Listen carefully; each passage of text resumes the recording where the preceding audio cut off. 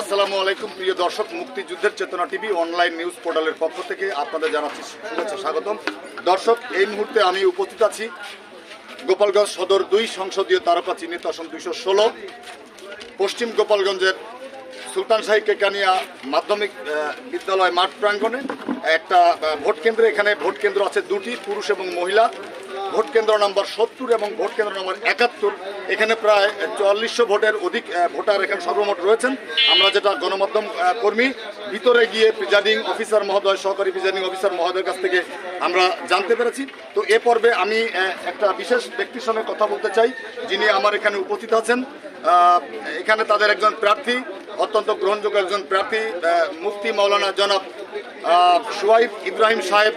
তিনি এখান থেকে গোপালগঞ্জ সদর থেকে নির্বাচন করছেন এবং বাংলাদেশ জামায়াতে ইসলামের সঙ্গে সংযুক্ত হয়ে খেলাফত মজলিসের পক্ষ থেকে, অর্থাৎ মামুনুল হক সাহেবের দলের পক্ষ থেকে তিনি কিন্তু বাংলাদেশ জামায়াতে ইসলামের সঙ্গে সংযুক্ত হয়ে এই আসনে রিকশা প্রতীকে নির্বাচন করছেন। আজকে কথা বলছি ওই দলের একজন শীর্ষ নেতৃত্ব স্থানীয় পর্যায়ের একজন ব্যক্তির সঙ্গে, জনাব ইউসুফ সাহেব, যুগ্ম আহ্বায়ক বাংলাদেশ জামায়াত ইসলামী গোপালগঞ্জ সদর উপজেলা শাখা। জনাব ইউসুফ, আপনি কেমন আছেন?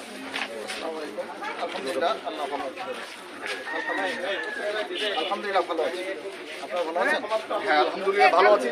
এই যে জনগণের যে আজকে যে নির্বাচন, এই নির্বাচনে ভোটার উপস্থিত হয়েছেন এবং আপনারা কি মনে করেন যে এখানে যারা আজকে ভোট দিতে এসেছেন তারা বাংলাদেশ জামায়াত ইসলামকে 11 দলীয় শরীককে ভোট দিয়ে বিজয় করবেন, এই বিষয়ে কতটা আপনি আত্মবিশ্বাসী? যে এখানে অনেক 13টা প্রার্থী প্রতিযোগিতা করছে, আমরাও তাদের সঙ্গে একজন প্রতিযোগী। আমরা কারোর সাথে কোনো প্রতিদ্বন্দ্বী মনে করি না, আমরা সবাই প্রতিযোগিতা হিসেবে প্রতিযোগিতা করছি এটা মনে করি। আর যারা অংশগ্রহণ করছে আমরা মনে করি যে আমাদের 11 দলীয় যে জোট আছে, আমরা এখানে আশা করি যে আমরা সাকসেস হব এবং আমরা এখান থেকে এই সেন্টার থেকে আমরা বিজয় মিছিল করবো ইনশাআল্লাহ। আচ্ছা, একটা বিষয় আপনাকে জানতে চাই, আমাদের মুক্তিযুদ্ধের চেতনা টিভি অনলাইন নিউজ পোর্টালের দর্শকদেরকে একটু জানাতে চাই যে বাংলাদেশ জামায়াত ইসলামকে নিয়ে বাংলাদেশের বিভিন্ন জায়গায়, অর্থাৎ বিভিন্ন প্রত্যন্ত অঞ্চল থেকে, টেকনাফ থেকে তেঁতুলিয়া, বিভিন্ন ধরনের প্রোপাগান্ডা অথবা জামাত যে রাতটা গিয়েছে 11 তারিখ দিবাগত রাত, এখানে ভোট কাটার একটা সংবাদ ছড়িয়েছে বা বিভিন্ন জায়গায় বিভিন্ন মহলে সাধারণ জনগণের মধ্যে জামাত ইসলামের প্রতি একটা নেতিবাচক দৃষ্টিভঙ্গি রয়েছে। সেই জায়গা থেকে আপনি শীর্ষস্থানীয় জায়গায় থেকে, নেতৃত্বের জায়গা থেকে আপনি বাংলাদেশের সাধারণ জনগণকে কিভাবে ব্যাখ্যাটা দিবেন? দেখেন, জামাত ইসলাম আসলে নতুন করে দল না। জামাত ইসলাম এদেশের মুক্তিযোদ্ধার সাথেও সম্পৃক্ততা ঘোষণা করে এবং তারা অনেক পুরনো দল। এই জামাতের বিরুদ্ধে নেতিবাচক বক্তব্য আজকে নতুন না, এর আগেও হয়ে আসছে, কিন্তু এর কোনো প্রমাণ আজ পর্যন্ত দিতে পারেনি। সুতরাং আজও তারা এভাবে চেষ্টা করে যাচ্ছে নেতিবাচক আচরণ করার জন্য। সুতরাং এর কোনো প্রমাণ ইনশাল্লাহ সামনে পাবেন না বলে আমি আশা করি। আপনাদের মনোনীত প্রার্থী অর্থাৎ জনাব মুফতি মাওলানা জনাব সোহাইব ইব্রাহিম সাহেব, তিনি যদি আপনাদের জনগণের ভোটে নির্বাচিত হয় গোপালগঞ্জ সদর 2 আসনে, সেক্ষেত্রে আপনাদের নির্বাচনী বিজয়ের পরে প্রথম পদক্ষেপটি গোপালগঞ্জ সদর 2 বাসীর জন্য কি ধরনের হতে পারে, সে বিষয়ে আপনি দলীয়ভাবে কোনো তথ্য আপনার কাছে আছে কিনা, আর থাকলে বিষয়টি কিভাবে ব্যাখ্যা করবেন?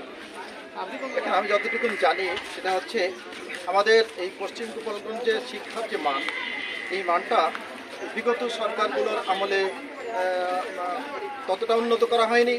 সোহাইব ইব্রাহিম সাহেব একজন শিক্ষা অনুরাগী।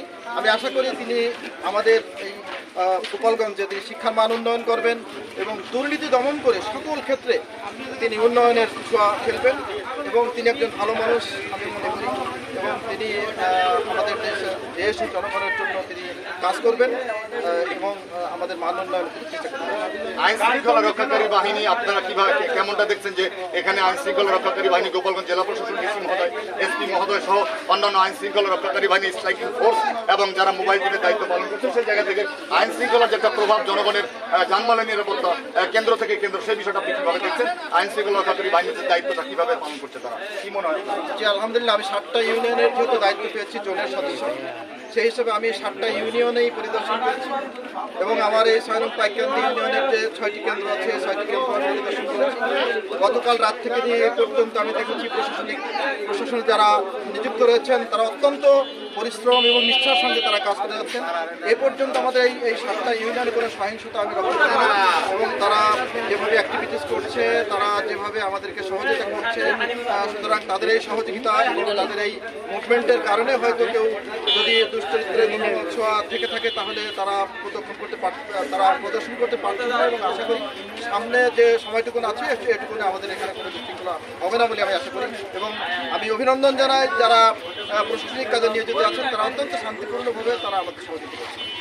ধন্যবাদ। প্রিয় দর্শক, শুনছিলেন গোপালগঞ্জ সদর 2 বাংলাদেশ জামায়াত ইসলামের সম্মানিত যুগ্ম আহ্বায়ক অর্থাৎ অ্যাসিস্ট্যান্ট সেক্রেটারি জনাব ইউসুফ সাহেবের সঙ্গে কথা বলছিলাম নির্বাচনী সার্বিক বিষয় নিয়ে, এবং তাদের দল যদি নির্বাচনে ক্ষমতায় আসে তিনি এটাই আত্মবিশ্বাসী যে আজকের এই সেন্টার থেকে তিনি তার দলকে সাধারণ জনগণ ভোট দিয়ে জয়যুক্ত করবেন, এবং আগামীতে গোপালগঞ্জ সদর 2 সংসদীয় তারকা চিহ্নিত আসন 216কে এই একটা উন্নয়নের রোল মডেল হিসেবে তারা তৈরি করতে চান, এমনটাই তার আত্মবিশ্বাসের ভিতর দিয়ে আজকে মুক্তিযুদ্ধের চেতনা টেলিভিশন অনলাইন নিউজ পোর্টালকে তিনি জানালেন। প্রিয় দর্শক, দেখা হবে আর কিছুক্ষণ পরে নতুন কোনো আপডেট নিয়ে। মুক্তিযুদ্ধের চেতনা টিভি অনলাইন নিউজ পোর্টাল থাকছে আপনাদের সামনে লাইট ক্যামেরা অ্যাকশন নিয়ে। আজকের মতো বিদায় নিচ্ছি। আল্লাহ হাফিজ।